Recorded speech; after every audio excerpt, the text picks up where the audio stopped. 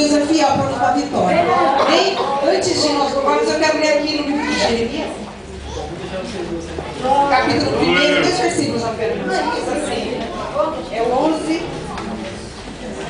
12. Diz assim: ainda veio a mim a palavra do Senhor dizendo: o que é que vê, Jeremias? Eu disse: vejo uma vara de amendoeira. E disse-me o Senhor: viste bem, porque eu velo sobre a minha palavra para cumprir. Amém? Nosso Deus, Ele é fiel para cumprirmos toda a promessa que Ele tem feito para nós. É só nós ficarmos fiéis na presença dEle, é verdade, que Ele será fiel conosco. Graças Amém? a Deus. Eu convido o grupo dos vários para nós ouvir. Glória a Deus! Aleluia! Abençoe, Jesus. Deus, aleluia.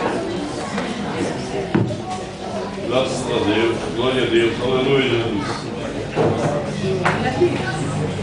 Graças a Deus. Glórias a Deus, aleluia.